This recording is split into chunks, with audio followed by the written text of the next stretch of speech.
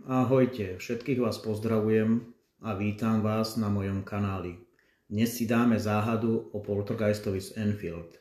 V 70. rokoch minulého storočia sa v anglickom meste Enfield na predmestí Londýna začala odohrávať jedna z najzáhadnejších a najstrašidelnejších udalostí, aké kedy boli zaznamenané.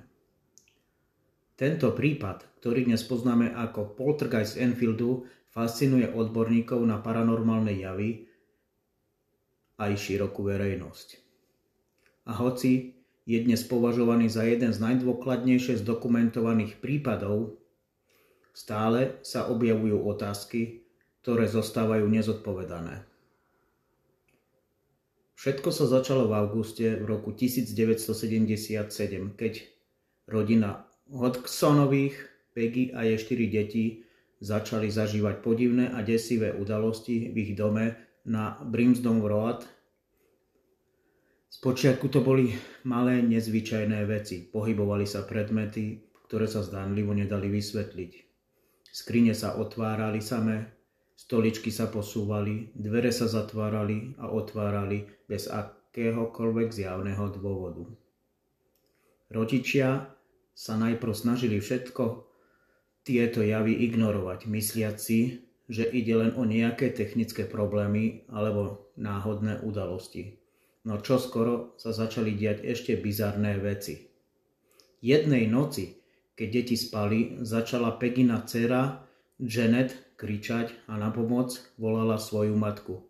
Keď Peggy prišla do izby, našla svoju dcéru, ktorá sa zdala byť v akomsi tranzu. Janet tvrdila, že videla, ako sa nábytok hýbe, ako by ho niečo neviditeľné posúvalo. Jej matka sa rozhodla, že s týmto podivným javom niečo urobí, a tak zavolala na pomoc susedov. Keď sa k ním pridali aj ďalší svedkovia, zrazu sa stali veci, ktoré si nikto nevedel vysvetliť. Jedným z najznámejších momentov, ktorý bol zaznamenaný počas týchto udalostí, bola udalosť, kedy sa Janet zdvihla zo svojej postele a doslova levitovala niekoľko centimetrov nad matracom.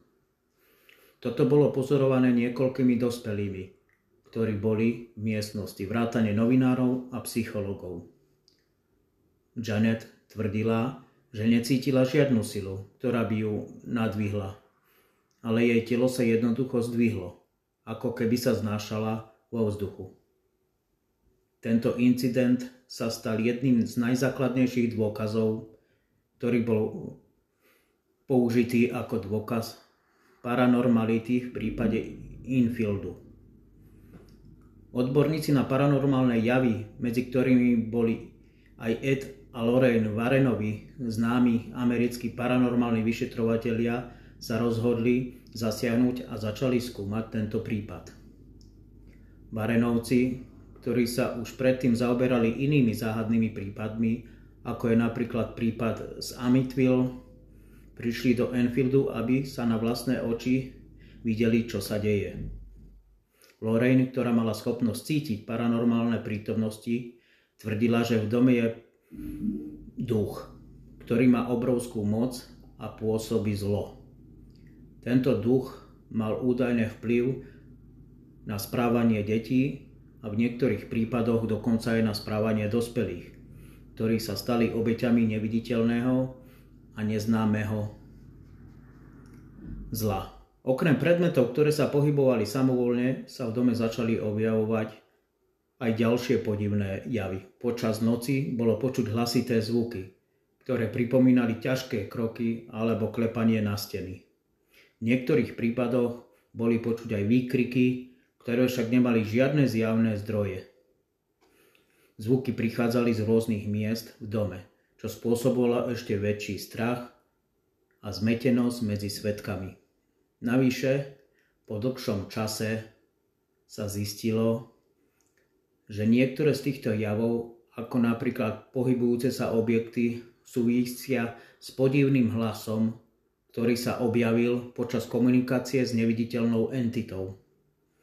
Tento hlas sa objavoval pri rôznych príležitostiach a bol popisovaný ako hrozivý, drsný, ba dokonca agresívny. Niektorí tvrdili, že išlo o hlas zosnulého muža, ktorý mal zanechať svoju stopu v tomto dome. Tento prípad sa stal veľmi verejným, pretože počas vyšetrovania sa na mieste nachádzali novinári, ktorí robili reportáže o paranormálnych javoch. Vďaka tomu existujú aj videá a fotografie, ktoré zachytávajú tieto zvláštne udalosti. Tieto dôkazy poskytli odborníkom dostatok materiálu na analýzu, ale aj po rokoch sa stále vyskytujú otázky, ktoré neboli nikdy úplne zodpovedané. Jednou z najväčších záhad však zostáva skutočná povaha tohto poltergeista. Bolo to len povedané z vnútornej bolesti a strachu detí, alebo za tým stáli neviditeľné a nadprirodzené sily? Podľa niektorých odborníkov na psychológiu je možné, že deti v tomto prípade trpeli stresom, ktorý sa prejavoval na fyzických javoch v dome. Iní však tvrdia, že prípad Enfieldu sa nedá vysvetliť žiadnou psychologickou teóriou a že ide o jasný dôkaz existencie nadprirodzených síl. V každom prípade poltergeist z Enfieldu zostáva s jedným z najznámejších a najzáhadnejších prípadov v histórii výskumu paranormálnych javov. Aj keď nie všetci veria v nadprirodzené vysvetlenie, tento prípad stále fascinuje tých, ktorí sa zaujímajú o temné tajomstvá našich svetov, ktoré sa skrývajú mimo našej každodennej reality.